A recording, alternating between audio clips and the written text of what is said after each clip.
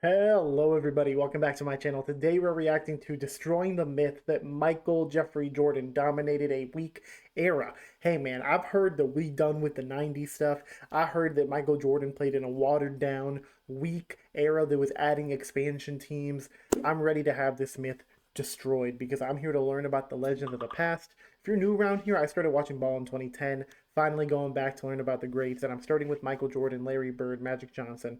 We'll build from there, but yeah, man, there's a lot of myths and things that have been spread to my Gen Z generation, and this is one of them, that he dominated a weak era. So, Johnny, let me know why it's wrong. Let's hop into it. It's a narrative we've heard over and over again, often from people who want to diminish Jordan's legacy. The claim is that Michael Jordan dominated a weak era. He didn't start winning until Magic got HIV, until Bird retired because of back problems, and until Crazy. the Pistons run was done. A crazy statement. People assume that because Jordan couldn't win in the 80s, but then won in the 90s, that it's because the competition weakened. But that's an opinion that's severely lacking context. I mean, first of all, Bird retired in 92, which means, I guess that was around the beginning of MJ's dominance. But he did beat Magic in the finals, and he did beat the Pistons on the way to the finals. When Jordan was losing in the 80s, Michael was performing at an MVP level, but Scottie Pippen hadn't developed into a co-star until about 1990.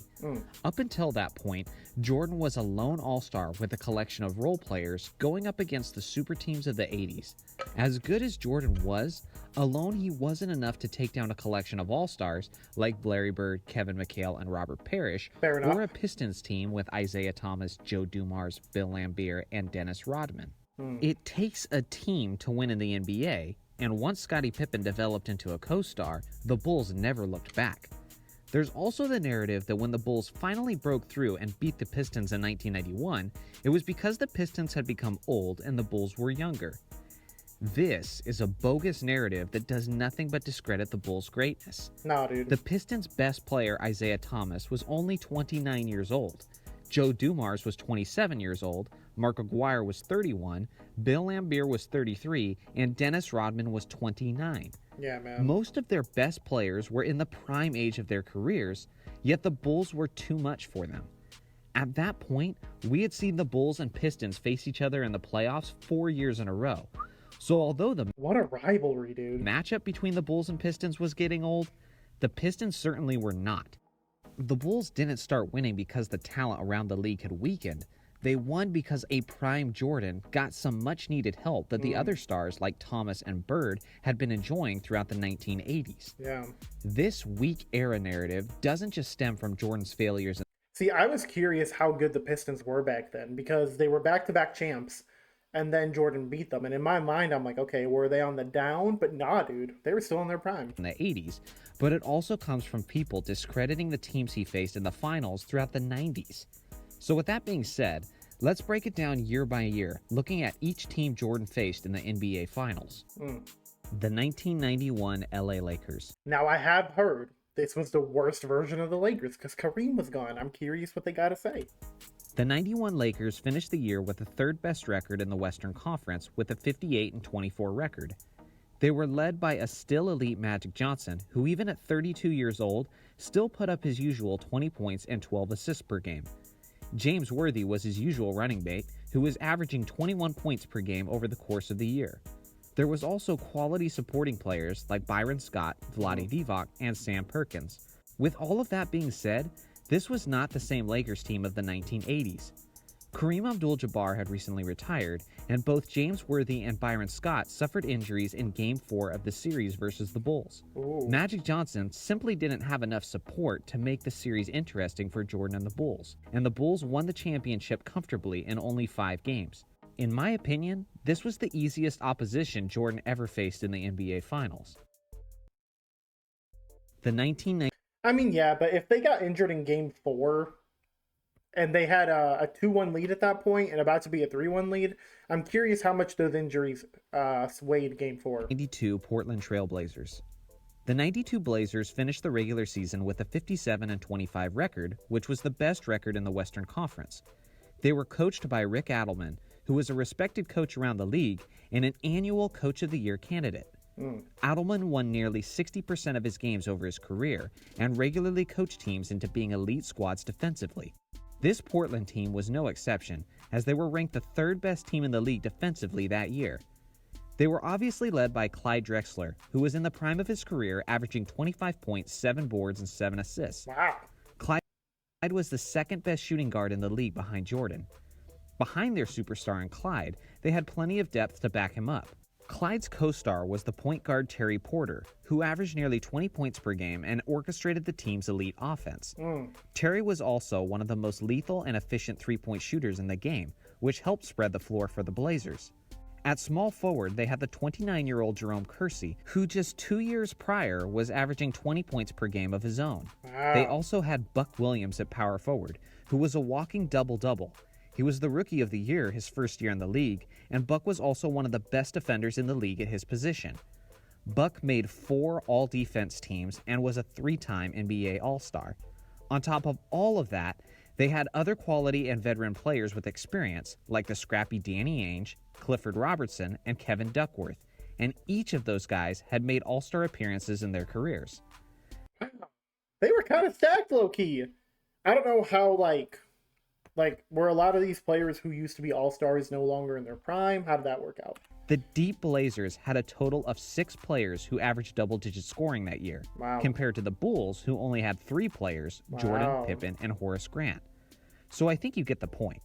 This Blazers squad was absolutely loaded with talent, and although many of the names on that team have since been forgotten, it would have been absolutely ludicrous in 1992 if you had said their team was weak. The 1993 Phoenix Suns. Fair enough. The 93 I've not done this before where I've gotten a deeper dive into the rosters of these individual teams. It's cool to hear that. Suns had finished the NBA season with a 62-20 record, which was the best record in the entire NBA.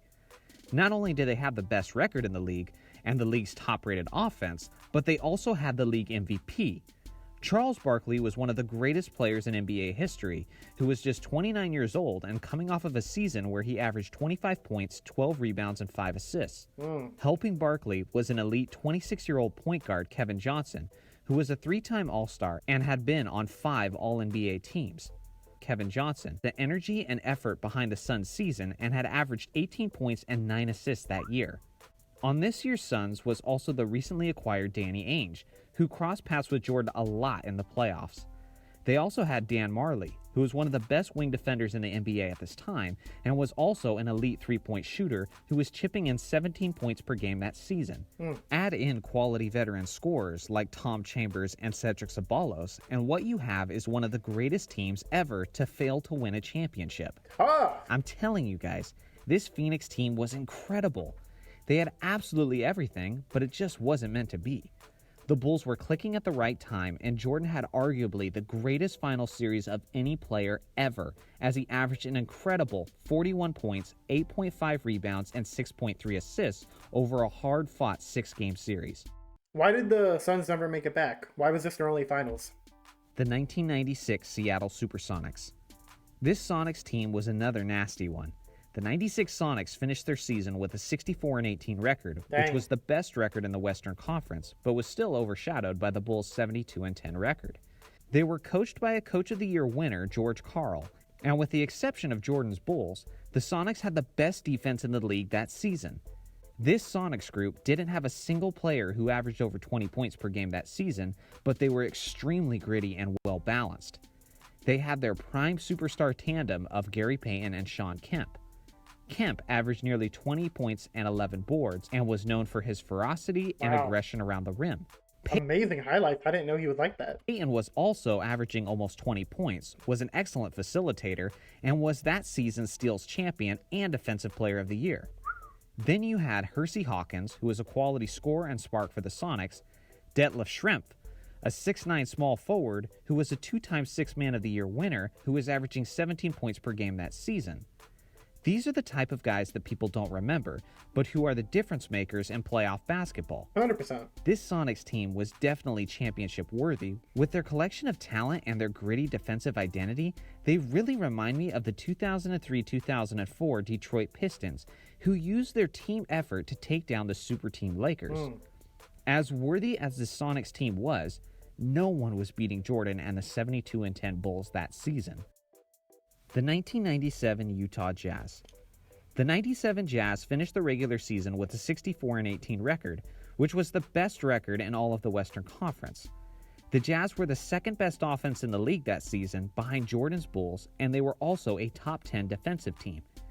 If you exclude Magic Johnson and Tim Duncan, then the 97 Jazz had arguably the greatest power forward ever and the greatest point guard ever in their starting five. Is Karl Malone underrated now because of all of the drama and like controversies that he's been a part of? Or do y'all think people still give him credit for being great, even though he's I'm not gonna say it. Stockton and Malone were a dynamic, championship-worthy tandem on both the offensive end and the defensive end. Even beyond Stockton and Malone, the Jazz had plenty of depth that's been forgotten over the years, like Jeff Hornacek, who was a consistent and reliable third option for the Jazz, who was one of the best three-point shooters in the league. Okay, Jeff. You know this Jazz team was legit by simply considering who they had to beat just to get to the finals. In the Western Conference Finals, the Jazz defeated the Houston Rockets in 6 games. A Rockets super team stacked with Hakeem Olajuwon, Charles Barkley, and Clyde Drexler leading. Bruh, people who say that LeBron invented the super team, Olajuwon, Barkley, and Drexler, essentially Barkley got to the Drexler in the finals in 92, Barkley in the finals in 93, Olajuwon 94, 95, and then they formed a super team? How did that team not win? The way. This Jazz team earned their stripes, but the Bulls handled them comfortably in 6 games. Dude, that would have been iconic to have Jordan versus that Houston team, because it would have been all of his past, like, the guy who was picked before him, the guy he beat. The 1998 Utah Jazz.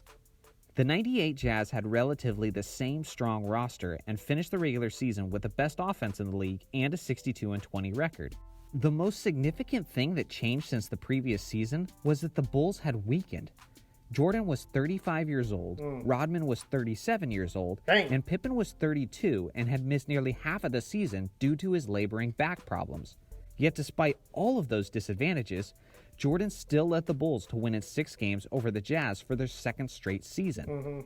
In that final series, Jordan quite literally carried the Bulls as he averaged 33.5 points of the Bulls' 88 points per game that series. 33 out of 88? It's like two...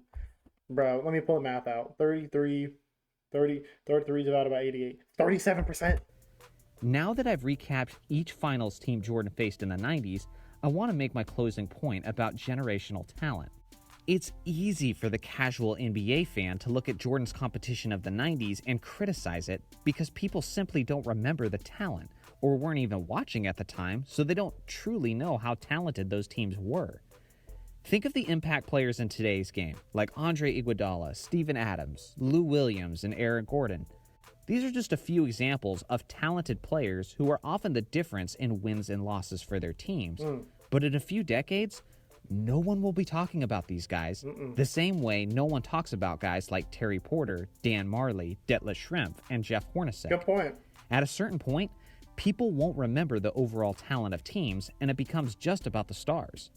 The young casuals will say things like, "So Jordan and Pippen beat Barkley in the finals, big deal. What else did Barkley have?" A lot, actually. Heck, sometimes it's not even the solid role players who get forgotten, but sometimes it's even the star players themselves. A perfect example of a modern player who could eventually be forgotten is Paul George. Sure, he puts up great numbers and was even an MVP candidate for a while this year, but in 2 to 3 decades, people won't be talking about this guy. How do I know this? Because I've already seen it with guys like Adrian Dantley, Sidney Moncrief, Clyde Drexler, and Alex English. Yeah. These were guys who averaged 25 to As a Gen Zer, I know the names, I know nothing about them. 30 points per game and carried their franchises year in and year out. But into the future, people generally don't talk about the greats who didn't win championships. That's a good point. So again, with that in mind, it's easy to see why people diminish Jordan's competition in the 90s, because when Jordan was playing in the 90s, he was the only one winning. And those are the ones we remember. Yeah. No matter how you try and spin it, the reality is that Michael Jordan led a Bulls team that dominated an era of legitimate and fierce competition that many people just simply don't remember or just never knew. Thanks for watching my video, guys. Let me know in the comment section how you grade Michael Jordan's competition in the NBA Finals. Make sure to like and subscribe, and I'll see you guys in the next video. This is an amazing video, dude. Massive shout out to Johnny Arnett, man. What a video. This is like the perfect video that someone like me needs. Like Gen Z who didn't grow up watching Michael but wants to learn more about him, learning about the teams that he beat and the status that they had. Because to me, like I hear the Lakers had Magic Johnson, and it's like, okay, that was probably the toughest one he had to face because everybody knows Magic Johnson. But this video is like, nah, dude, that was probably his easiest finals. All the other ones were a lot more difficult. And it's cool to get that context of like the Jazz. Like I think of them like John Stockton, Karl Malone. I'm like, okay, they never won anything, which is part of the reason why we ding them. But dude, they beat Olajuwon, Barkley, and Drexler. That's nasty, man. And that's only a few years after those teams, like those individual players led their teams to the finals. Wow. Good video, man. This did a great job of destroying the myth that Michael Jordan dominated a weak era. Let me know if there's anything here that I should know, any additional details that were missed, anything that would be helpful for my journey and learning. I appreciate y'all. Have a great day, night, whatever time of day it is for you. I'll catch you guys on the next one. Doses!